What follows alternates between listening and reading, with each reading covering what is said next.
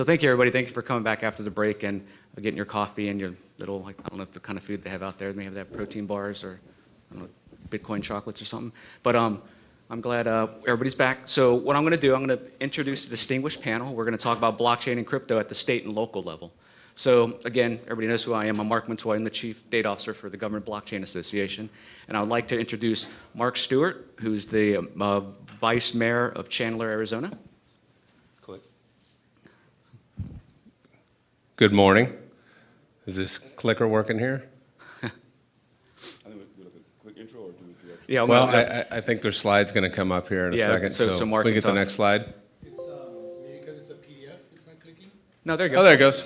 Yeah, it's just a little slow. There you go. It's Mark Stewart. Good morning, everyone. And next person is John Beaudre. He's the chairman of the Miami-Dade Cryptocurrency Task Force. Say good morning. Yeah. Good morning. 早上好. We're in China. So, and then Silvio Popo Casco, he's CEO of the Logos Capital. Hey guys, Zhao Shenghao. Yeah, thanks for coming. Thanks for being here. Thank you everybody for the attention, the GBA for the invitation, and of course our incredible colleagues and their leadership. Really excited about everything we're going to be talking about today. As you know, GBA focuses globally. We're doing things federally, but today's panel is exciting to have state, county, and sort of city conversation. So really excited to jump into that. Okay, great. Great. So let me just start into it. So we don't have a lot of time, and I think we have a lot to talk about. But can each of you describe, some of the possibilities that you see with this tech, with the blockchain and cryptocurrency technology, how it can actually influence your communities? Yeah, absolutely. And I think it's a great question. I asked this question to one of the task force members of the state of Florida, Commissioner Ronald Brizet, yesterday or the day before. And I said, and the first thing he responded was, are we talking about blockchain or are we talking about crypto? And I think this is a very important point, something that we've been really distinguishing with the GBA chapter and GBA Miami to only really, when we've met, talk about particularly blockchain applications, not crypto. And I think that has been the long time conversation. And today we're now crossing that chasm. In fact, John is is the chair of the cryptocurrency task force versus the state blockchain task force. And I think that here, what I've done is shared the state CIO survey, where we see that most state CIOs are already on the record saying informally they're investigating blockchain applications. And we have a link that we'll share later of the Florida blockchain task force and the recommendations that they've come up with. And here you can see some of the main use cases: property, financial, public records, private records. I'm a big fan of fintech, of course, but I think that as a resident, the key foundation is going to be being able to digitize and anonymize our own data to make sure that we protect ourselves, our data, and can interact more transparently. So that's a little bit about sort of high level. Well, as it relates to the future, Arizona and my city in particular, Chandler, is a bit in its infancy, but the opportunities abound. And we're seeing it happen all over the world, and we're seeing it happen in Arizona. And the adoption's happening quickly. So from a future perspective, the whole idea is to give the power back to the people, right? And to decentralize a lot of the things that we're doing from a monetary perspective. And also from just something as simple as Sylvia was saying, digital identity, right? Medical records, whatever that may be. Think about just going to a clinic, right? And not having to bring you can't bring your own medical records with you. You have to make a bunch of faxes and things like that. So there's so many opportunities, and the future is definitely here now. But I'm excited about what's going on in Arizona for sure. Most definitely. I just kind of echo their sentiments here. I think we go to the next section. It kind of flows into the other thing we're going to talk about. Yeah. Okay. But you got Silvio and Mark, you bring up good points. The thing about data, having people get control back to it. And that's the thing about it. Maybe through the meta universe, again, we talked about meta, right? And being able to have those avatars, you have a whole nother avatar within this environment. So you have one for finances, you pay bills, one that you actually do stuff with your kids. So you have these individual, I guess, avatars or security aspect tokens to actually take your security back, take your data back. Again, your data is already out there. How do you get that stuff back? So the next question is what are some significant accomplishments that each of you have seen within the state and local municipalities? Oh, most definitely. I'm Elijah John Baudre, blockchain Baudre, in my private work as a journalist, but as the #1 crypto public official, I'm a public servant, and leading the task force. Florida is a unique place for a number of reasons, but the actual transient nature that's kind of inculcated there with the people. Remittance is a big part of our state. Travel, logistics, it's the capital of the Caribbean. It's the capital of South America. So the fabric there, we've been able to get a lot of strides. So we've actually, in Florida, we have the blockchain task force that was created at the state level. I submitted, wrote resolution for a blockchain board for Miami-Dade County at the Bitcoin 2020 conference. That eventually turned into the cryptocurrency task force, which I'm now the chair of. But also last year, I was able to, my partners and I, we made a $150,000 donation to Florida A&M. I'm a Rattler, Florida A&M University, to our business school. But we didn't have Ethereum. Shout out to Wyoming and our friends there. We took a play right from the University of Wyoming and Ms. Long. And since FAMU is a state school, they couldn't take custody of it. They had to get guidance from the state. And so when they went and got guidance, we already had our bill submitted. And so usually when you submit a bill, you get 6 or 7 committees, to kind of flesh it out. If they want to kill it, they'll give you 11 to 13. Mine's got 3. So if all goes well, February 1st, my bill will be law. For the first, our bill will be law. For the first blockchain legislation for the state of Florida. March 27th is the deadline where Miami-Dade County will fully accept crypto for taxes and fees and for payments to employees as well as deferred payments. Oh yeah, give it up for that. Yeah, that's great. You can give it up for that. This time in history is not lost on us. I'm humbled by this position. Since coming back from China, so I'm sorry, I know we kind of want to go here, but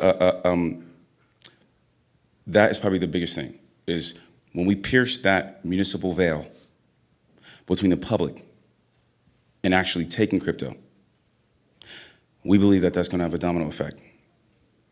And then when you actually line it up with what's happening at the state level and now at the federal level, this is the trifecta that's needed.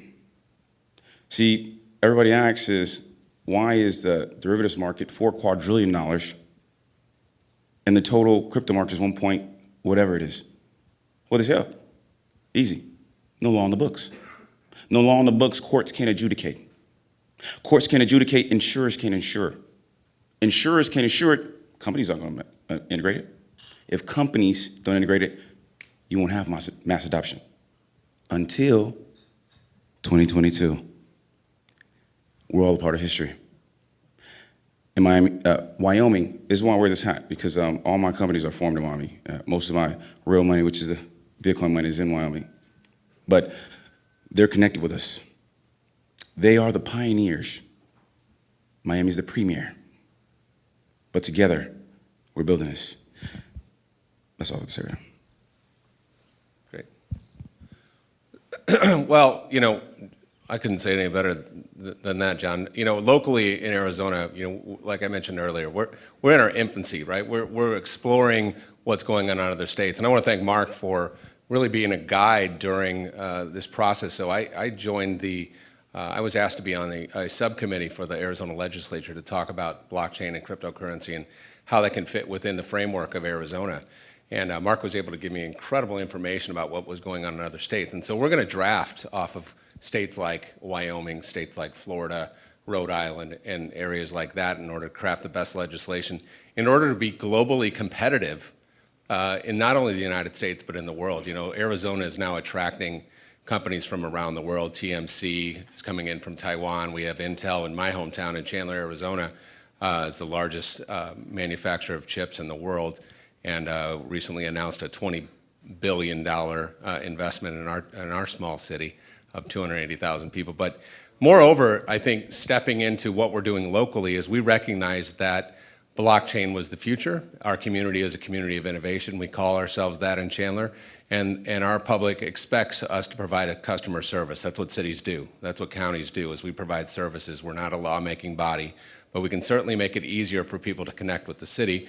And as a customer service option, we have explored a few things. And I don't know if there's a slide on it here, just a couple up. Yeah, right here. We've explored a few things, which is we've submitted an RFP to accept payments in cryptocurrency, right, in Bitcoin or Dash. We have a local company in Scottsdale called Dash, and I know the CEO. So we can pay our utility bills. If you are in Chandler and you get caught speeding, you might be able to pay your speeding ticket with Bitcoin.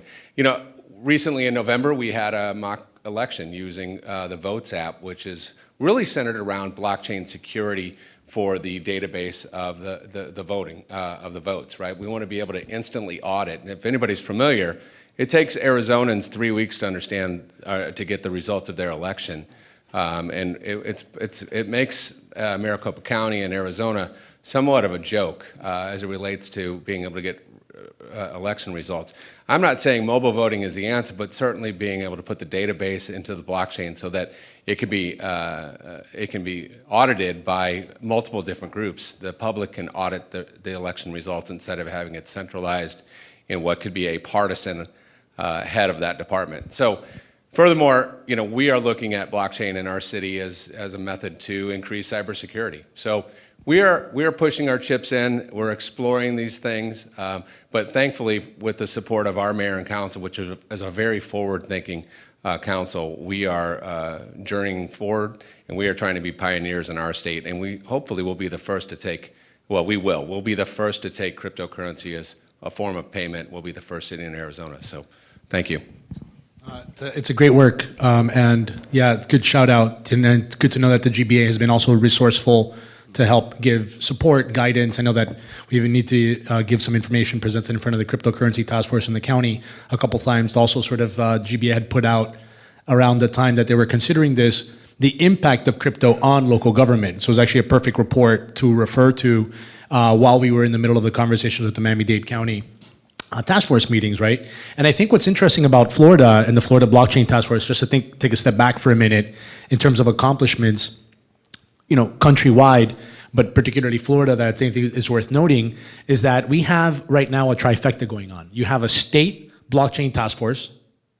The state blockchain task force has already gotten together. They had to deal through the pandemic, but they were able to put their recommendations in place, and it's already sunset, right? So, I mean, it happened. Then you have the city, right, at a hyperlocal level, start experimenting with a new way of accepting cryptocurrency, like this Miami coin a project, right? For better or worse, right? I'm not going to give too much of an opinion on this topic, but just the fact is there's a Miami coin not endorsed by the city or the residents, by the way. Okay, just there's a lot of confusion around this, but they said, okay, well, the protocol is going to donate this money to us. What are we going to do? Oh, it's just a couple $1 million. A couple $1 million turn to 5, turn to 10, turn to 20. The commission's like, there's $20 million waiting for us to do something with this?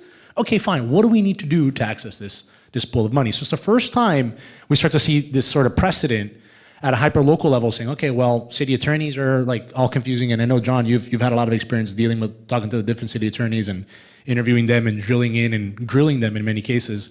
So there's still a lot of things up in the air, but it's happened. So now there's a protocol, not a particular individual, not a particular company, that's donating money to a hyper-local municipality that could then choose what they want to do with it to be able to help the greater community, right? And so the mayor of Miami, Francis Suarez, is saying, all right, well, let's take that pool of capital to get the commission, you know, let's say, okay, each one of you guys gets $1 million to figure out how you want to experiment with your district or your different respective, you know, community, and then we still have this pool of capital to figure out what to do with, right? So they're buying themselves time. At the same time, while that project is happening, now you have the overseeing group, which is the county, in this case where John is the chairman, is saying, okay, well, what is not the blockchain task force, but what is a cryptocurrency task force for us to consider whether or not we accept payments or we accept crypto? The mayor already accepted his first check in crypto, in Bitcoin particularly.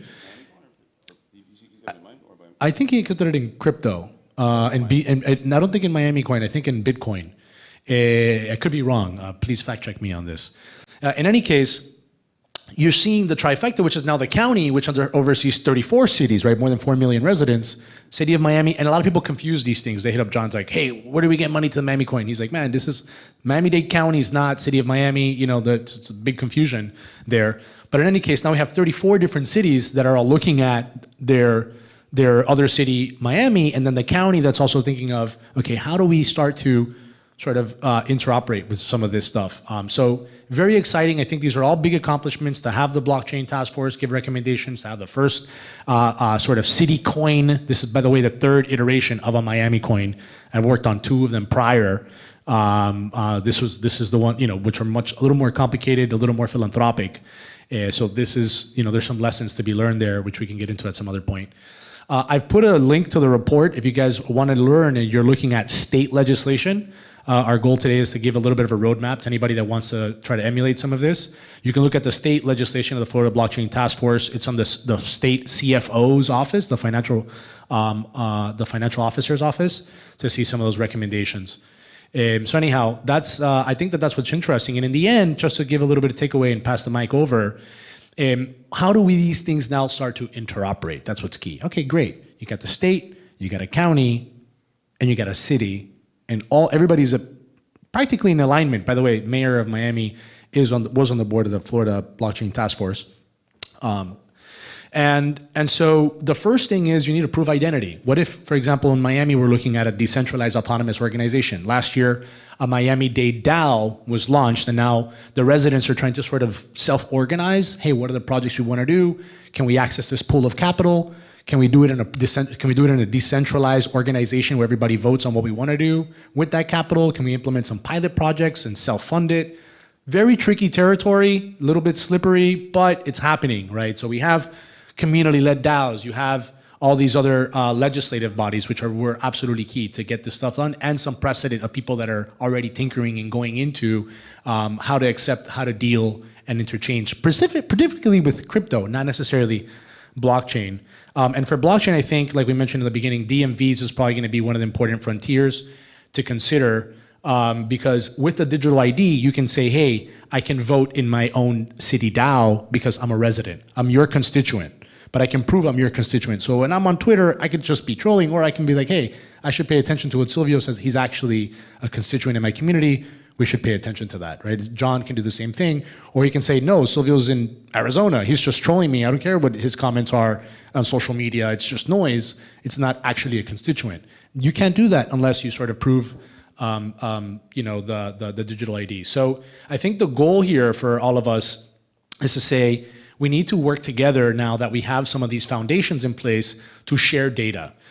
Commissioner Brise mentioned on our call that maybe one of the biggest promises is the fact that we can use Web3 to store some data on a permission basis and then share it with other states. Or the city or the county can then share some data and share it with other cities or other counties. My goal, I'm wearing a sustainable development goal pin, are the United Nations goals, right? A little bit of like climate accounting, environmentalism, making sure that we improve the commons, the air quality for everybody. But we can't do this in a place like Miami-Dade County. We have 34 cities. Each city has their own way of accounting for this. So we need to have an inter-alliance agreement. We need to be able to share data. We need a secure way to share data with each other. And because of this, last year, Gerard and a couple of the other leaders at the GBA suggested that we start to create an interstate alliance of all the blockchain task force members to get together so that we can compare notes and compare data. Mike's out there, he's been working in the West Coast, and we need this now the same thing I think this year for municipalities to also have the same kind of alliance to share data. We need to do it in Miami-Dade County. I hope that would be the next step that we take with the 34 cities to share their data. then the county to report into the state, then the state into the region into the country. And that's, I think, how we can get interoperability going, which is really key for smart cities, sustainability, and any other objective that we want to accomplish. Pass the mic over here. Actually, that's perfect, actually. You're absolutely right. And having interoperability is the next phase. Actually, last year, we had an envoy to Cheyenne, Wyoming.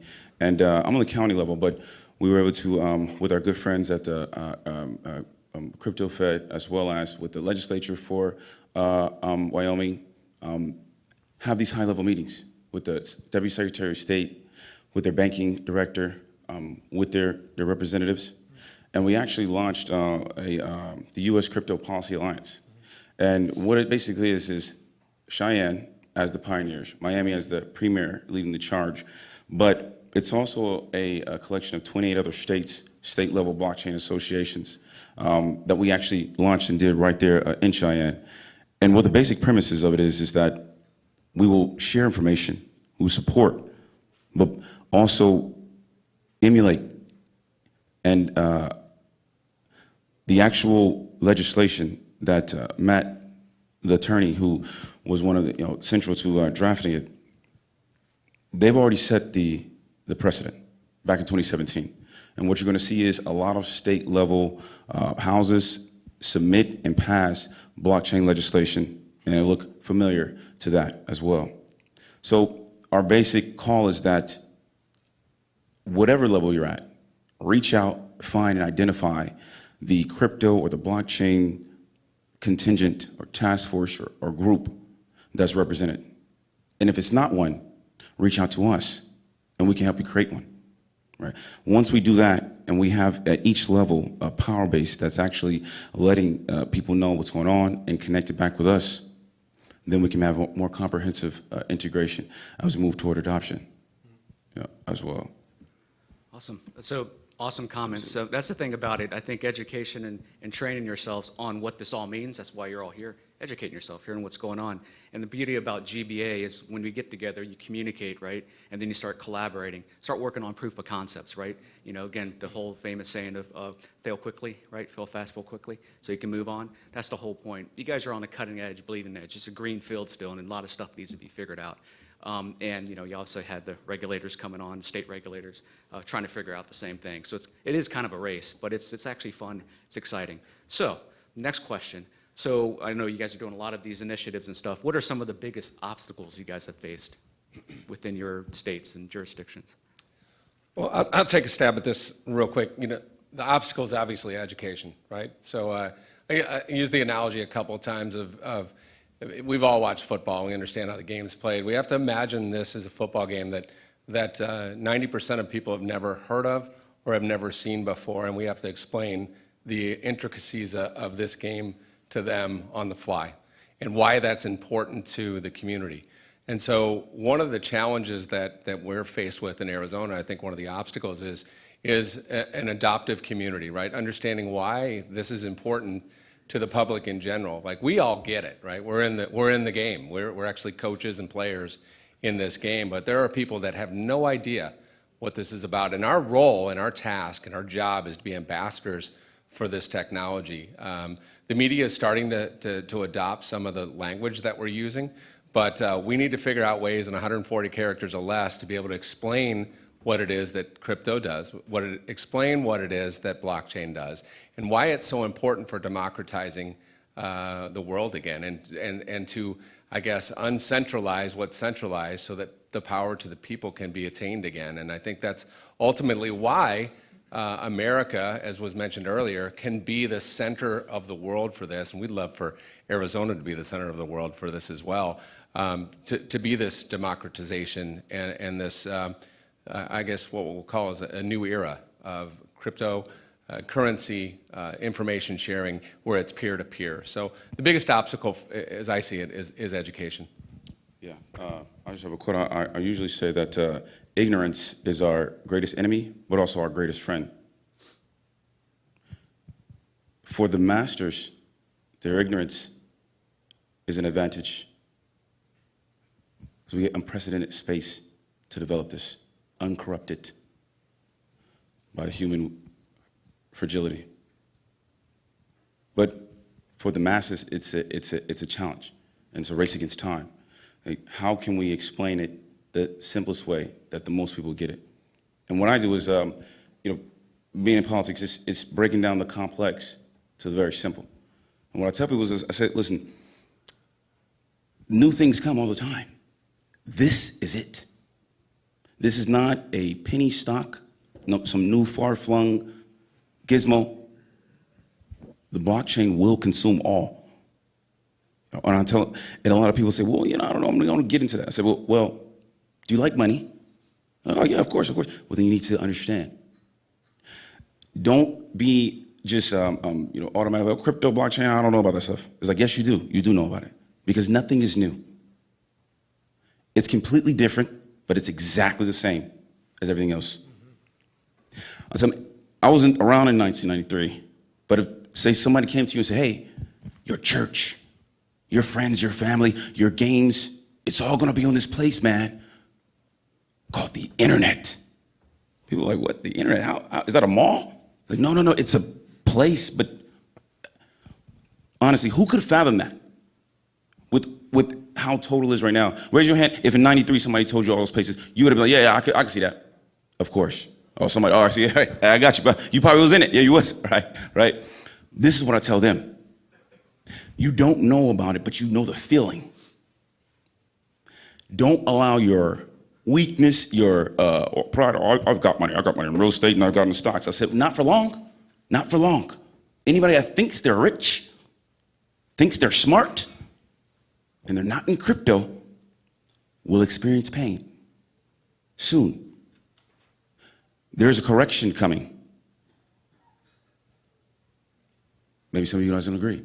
I said, there's a correction coming, and soon. Whether it's a crash or a collapse, I'm not here to speculate that. But I do know that we have to start looking at not just crypto, but the blockchain applications more comprehensively. And that's why, pushing these efforts forward is so critically important. It's not extra. It is the thing.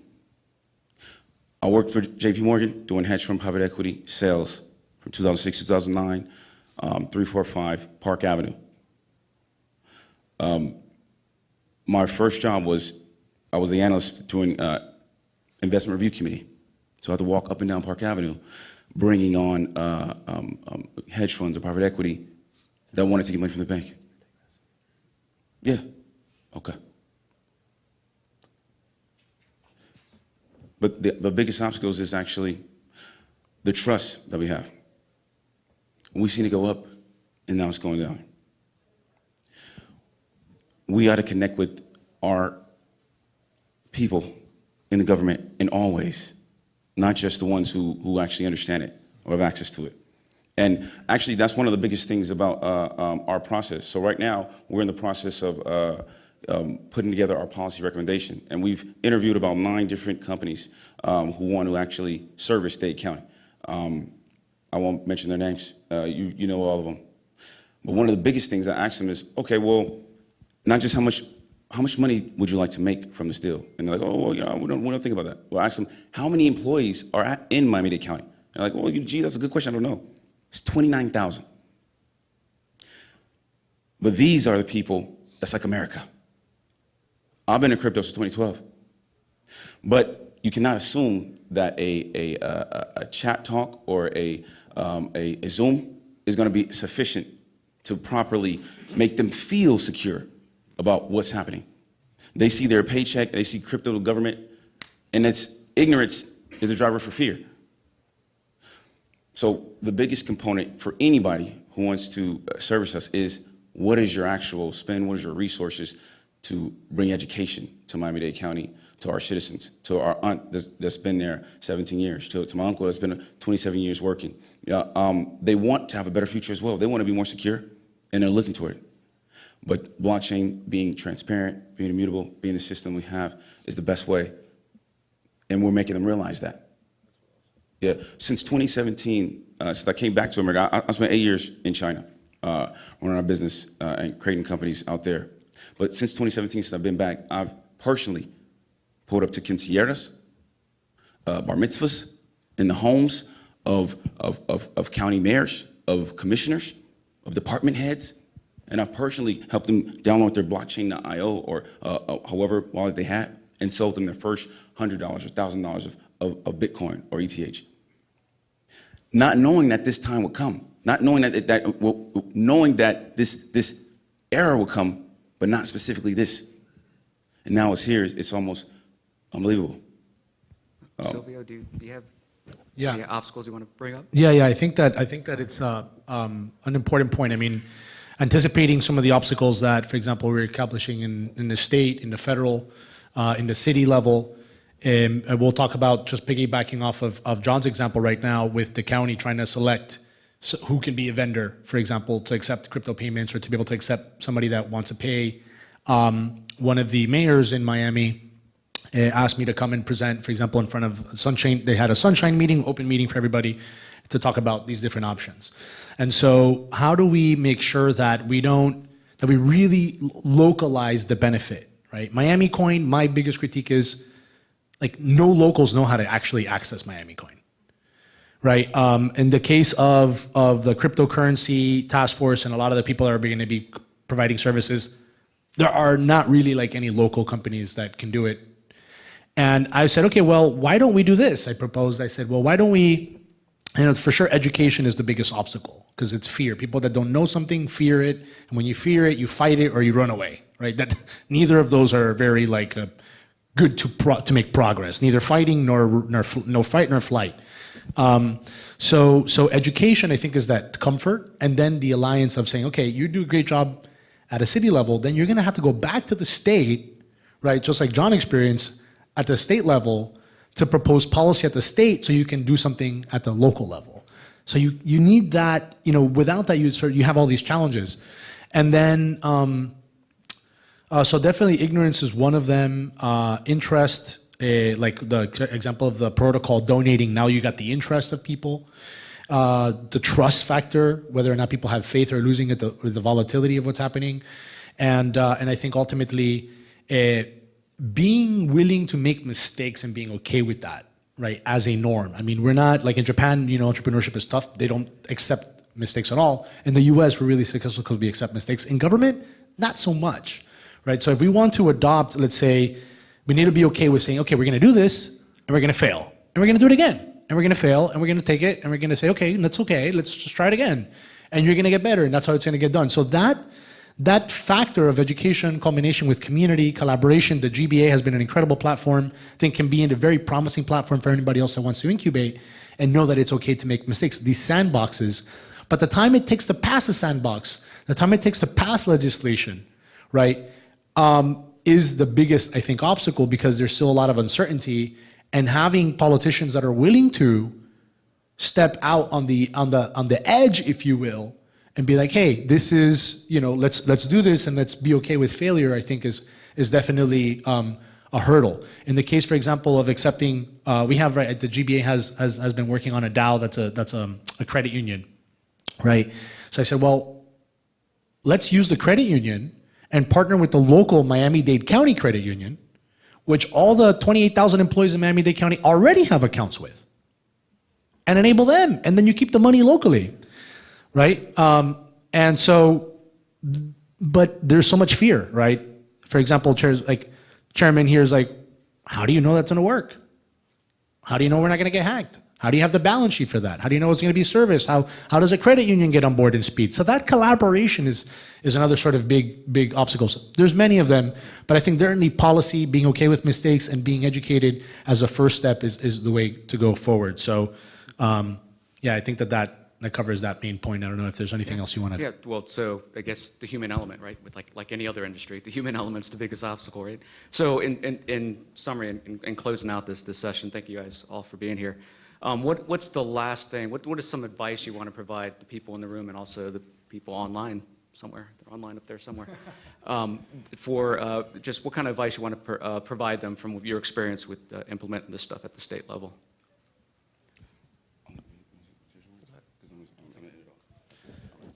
I think that they should join the GBA. I think that would be my first recommendation, join the GBA. Yeah. I think that there's a lot of resource that's already available for free. Everybody that's in state, in government, whether it's federal, whether it's local, whether it's an agency, they can join. And then they can resource themselves and then get plugged into their communities of interest and then zero in on what's relevant. When they zero into what's relevant to them and what's interesting to them, then they'll meet a community of people, right? So education, so access, right? Join, you get access. Then 2 is a community of interest, the collaborators. And then 3, don't be scared to fail, right? And accept that as part of the process. And I think that would be definitely the recommendation, and make sure that you have enough allies along the way.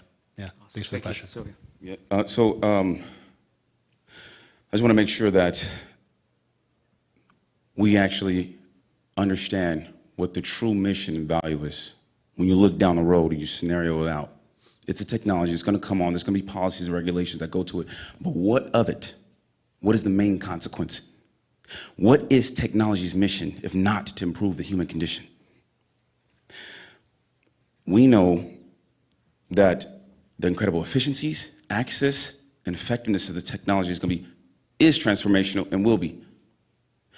Subsequently, there's going to be money savings and money made from it. Governments like money. Why do they need money? Right? They want to maintain power. They want to do whatever their interest is for it. I'm not a politician. I've been a political operative. But my thing is for the people. The windfalls are created from the fees of an exchange or from a coin. Need to go immutably, transparently, and expediently to those accounts openly for the homeless crisis that's happening in Miami, for the affordable home crisis squeeze, for the Children's Trust, for these things that are ravaging our county and are similar in other counties. Everybody here, we're good, we're fine. It's not about us. It's not about my money or your money. We know the future, and we are right. So what would you do if you knew the future? If you knew a secret, how would you act? We'll say, oh, I can put that money there and get rich. Fine. But if you're not thinking, this is the government blockchain association. The government is about the people.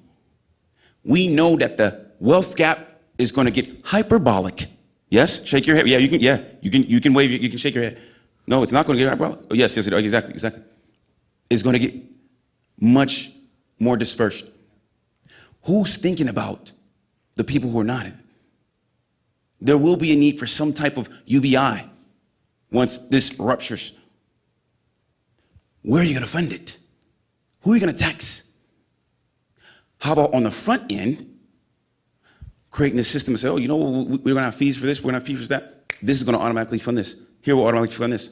Not into some account to be swept or some discretionary fund for someone else. So some people can get it in and their friends can spend it. So John, we got 1 more minute. Okay. Sorry. I was trying to code this. All right. Let me end with this. This is called the crypto invocation and pledge, and we do this before every meeting that we have, because a lot of people know this is serious and everybody understands it. Peering over the precipice of a paradigm, preparing to pioneer a new path, realizing that the physical world can only be accepted as first, and that our digital reality can no longer be denied at last. Tectonic transition caused by technology's position, prodigious potential to transform every tier and class. Entrusted this vision with prudent decision. May we all be multiplied by this immutable math. I'm Elijah John Beaudre, and I solemnly swear to always espouse, to emulate the benevolent idioms of this immutable ledger. Transparent, distributed, immutable, forever. So help me God. Thank you, Mark. I don't know how you follow that, Yeah, but okay. Thank you. thanks, everybody. Yeah. Thanks, everybody. Good? Thanks, Mark. Yeah. Thank you. I don't know who comes up next. I'm going to go home and fail, by the way. So. Yeah. All right.